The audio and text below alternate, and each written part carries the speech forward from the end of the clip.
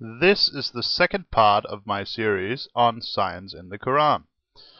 The first part sparked some controversy, so I'm going to be spending a little time on that before I get into the one claim that is new to this video. Count4 posted a video response to my first video, claiming that he could not find any sources for many of my assertions in that video. Apparently, he has a Google deficiency. Anyway, I will be linking all of my online sources for this video in the comment box over on your right. There's no reason to make the mistake of assuming that Muslims can use Google twice. Note that some of these sources are Christian and specifically anti-Muslim, while others are general science articles. For the ones that are specifically anti-Muslim, I urge you to take this into account while reading.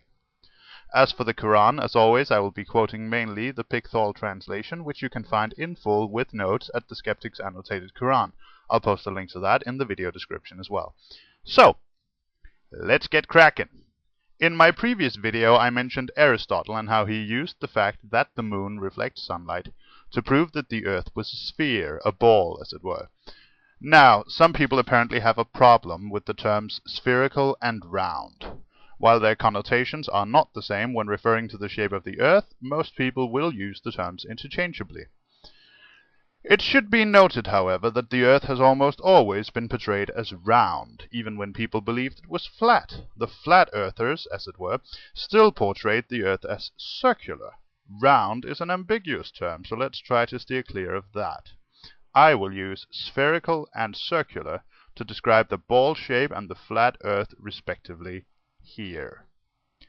Aristotle used the fact that the moon reflected the light of the sun in his argument for a ball-shaped, that is, a spherical, Earth. The sources for this are linked in the comments section. Like it or not, this is a fact. But Aristotle wasn't the only Greek thinker to realize that the Earth was spherical, or that moonlight was reflected light originating from the sun. He wasn't even the first. Already around 500 BC, Pythagoras, I can't pronounce this shit. Anyway, the guy with the triangles, proposed a spherical Earth. 240 BC, the Greek mathematician Eratosthenes not only concluded the Earth was spherical, but also estimated its circumference to a high degree of accuracy. Now, to get back to the reflected light of the moon, a philosopher called Anaxagoras was imprisoned in 450 BC in Athens for claiming the moon reflected the light of the sun. 1100 years before Mohammed's first revelation, ladies and gentlemen. This later became less controversial, and several Greek philosophers and mathematicians, including Aristotle, used it in their arguments for their astronomical models. Next up, the Big Bang. The verse I quoted was Surah 21, Ayah 30. Another one apparently used for this purpose is 51:47, which says, "We have built the heaven with might, and we it is who make the vast extent thereof." This supposedly deals with redshift of light. Now those two verses, if interpreted to be about the Big Bang and its after effects, to me signify one thing. Allah didn't have the capacity to express himself clearly, so there could be no doubt. Hindsight is 20/20, and this is simply a bullshit interpretation. I hate to say it, but you're interpreting it in ways that the text simply cannot support. And now for the new stuff. A lot of Muslims responding to my original video said, well, if Muhammad copied all this stuff from Greek philosophers, why didn't he copy some of the things they got wrong as well? And that's a good question, but here's the kicker. He did. The new topic in this video is embryology in the Quran.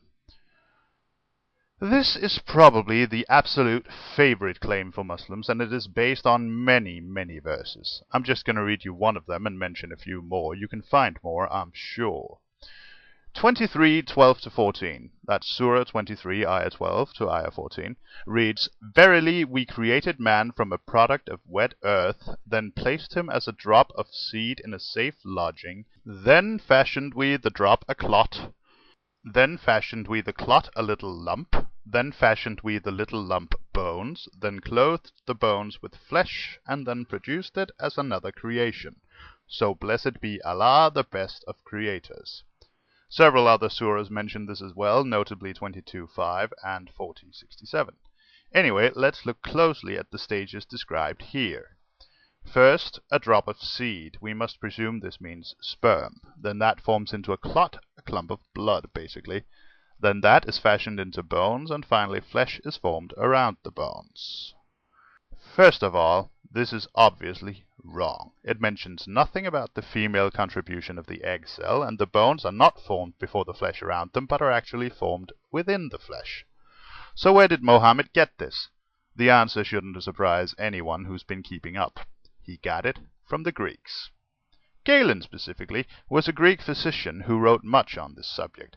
The same goes for Hippocrates, who was also the originator of the Hippocratic Oath, and of what is probably the soundest principle in medicine to this date: to heal, or at least to do no harm. Interestingly, these two physicians' descriptions of the developing fetus correspond almost exactly with the description in Surah 23, ayah 12 through 14. The same description of various phases of development and the same flaws in the specifics.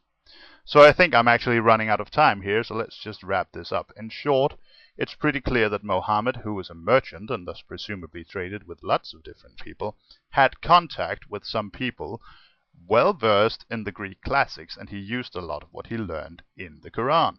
But even if you don't believe that was the case, at least it effectively buries the notion that he couldn't have gotten his so-called scientific facts from anyone but Allah.